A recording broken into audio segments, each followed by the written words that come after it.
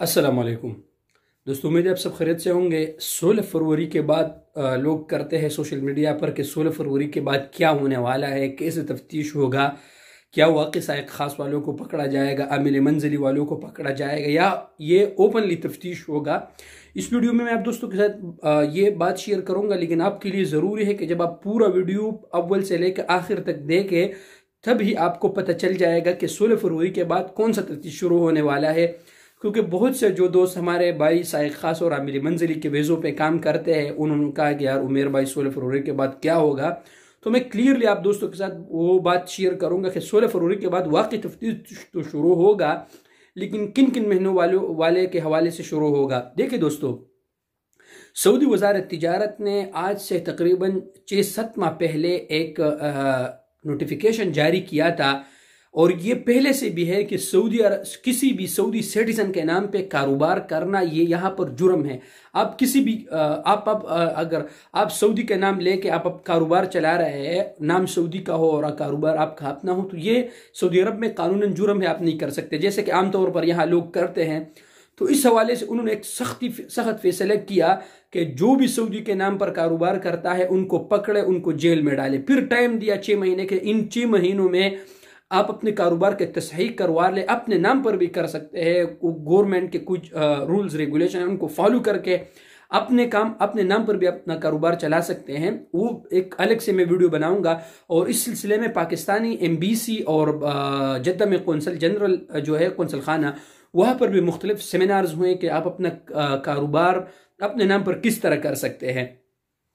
तो सऊदी वजारत तिजारत ने कहा कि आप किसी भी सऊदी के नाम पर अगर कारोबार करते हैं यहाँ, तो यह कानूनन जुर्म है। फिर उसमें यह हुआ कि जो भी सऊदी या अजनबी देखे कि कोई भी अजनबी किसी सऊदी के नाम पर कारोबार करते हैं तो वो गवर्नमेंट को इतला करे, इसको इनाम दिया जाएगा। फिर उसमें टाइम दिया, 16 फरवरी तक टाइम दिया कि इसमें आपको कुछ नहीं कहा जाएगा, आप लोग अपने कारोबार के तस्हीह करवा ले। मसला यह था जिसको तसत्तुर तिजारी का नाम दिया गया, और आप लोगों ने सुना होगा, इस पे जुमे के खुतबों में उलमा ने इस पे बात की और पूरा एक तफसील से सुना है। लोगों ने क्या कहा कि, और एक बात ये, अगर आपका कफील मदीना का आप काम दमाम में करते हैं या कफील आपसे मंथली लेता है, तो आपसे पूछा जाएगा कि भाई कफील तो आपका मदीने का, आप दमाम या रियाज में क्या करते हैं। तो ये दूसरी बात है कि कोई भी साइक खास आमिल मंजिली अगर काम के दौरान पकड़ा जाता है, तो ये तो पहली सी बात है दोस्तों को, उनको पकड़ के फिर जेल में डाल के सीधे तरहील कर देते हैं, मिसाल के तौर उसको नहीं छोड़ते हैं। तो लोगों ने इससे क्या बना लिया दोस्तों, ये रूटीन के तो पहले से होता था। लोगों ने क्या कहा कि यार साइक खास और आमिल मंजिली वालों को टाइम मिला है, उनको पकड़ा जाएगा और सीधा भेजा। देखिए दोस्तों, जो कानून के मुताबिक काम करते हैं, अगर आप साइक खास के वजह पे आए हैं और प्राइवेट ड्राइवरी करते हैं तो आप काम करें, कोई भी मसला नहीं है आपके लिए। आप आमिल मंजिली के वजह पे आए हैं, काम करें, कानून के मुताबिक कफील के साथ काम करें, कोई भी मसला नहीं है।